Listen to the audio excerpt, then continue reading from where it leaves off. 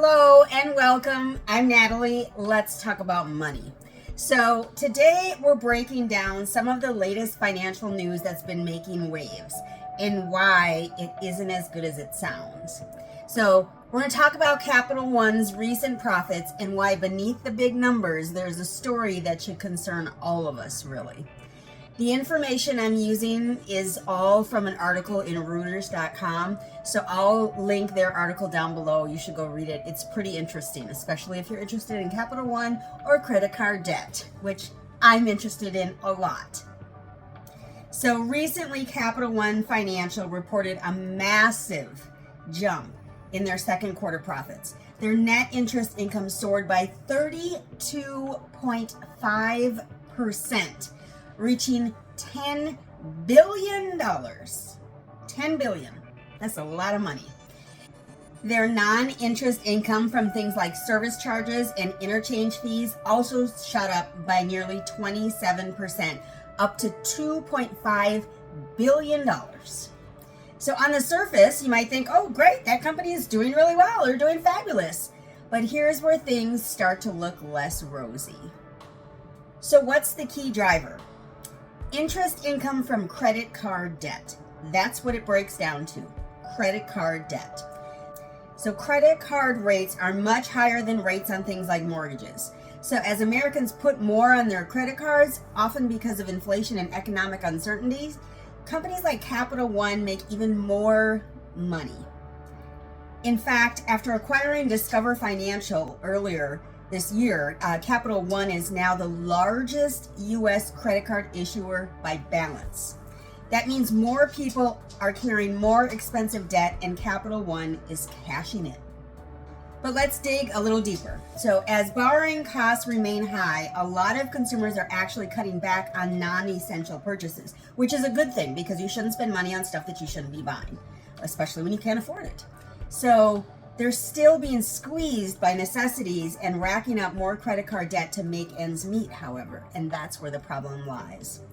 So here's a red flag. The company's loan loss provisions, which is money set aside because some borrowers won't be able to pay back their loans, skyrocketed to $11.43 billion this quarter. That's nearly 3 times what it was a year ago.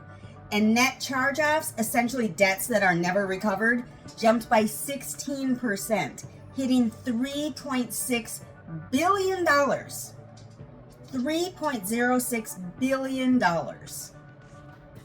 So while Capital One's profits are up, a big chunk is coming from people struggling to pay a high-interest debt, and the company is bracing for more defaults, honestly.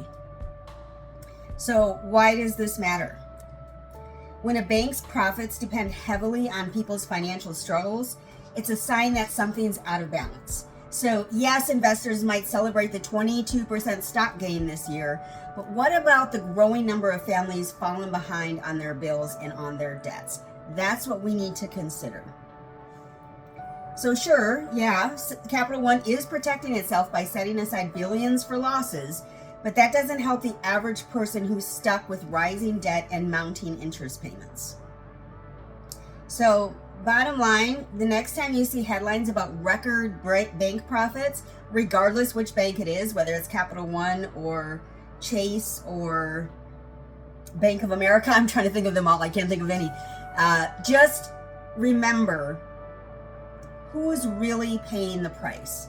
Because in this case, it's everyday consumers shouldering the burden, while banks like Capital One post their record gains and post $10 billion in income.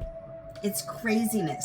So don't be one of the people that's providing this lifeline for Capital One. Instead of using credit cards, instead of setting yourself up for failure, set yourself up for the success that you know that you can have if you just focus. Set yourself up to focus so that you can make the money that you need, make that money do what you need it to do to live a wonderful, happy life. And don't rely on credit cards. I'm going to say it now, I'm going to say it again, and I've said it in the past. Don't rely on credit cards. They are not here to help you. People talk about, oh, the miles, they give me free miles and they give me cash back and blah, blah, blah. But they don't talk about the $10 billion in fees that they're charging Americans, or worldwide, actually, not just Americans. They don't talk about that. So think about that. Think deeper when you're using that credit card. How else could you pay for whatever it is you're buying? You don't have to use a credit card. And you are much safer in your life if you don't use a credit card, because you're not going to owe anyone. When you buy your groceries, you've paid for your groceries and you leave. If you put it on a credit card, you've bought your groceries and now you owe on those groceries. It's just, credit cards can be very dangerous for many people. So think about it before you use them. And remember to invest in yourself today so you can make a difference for others tomorrow.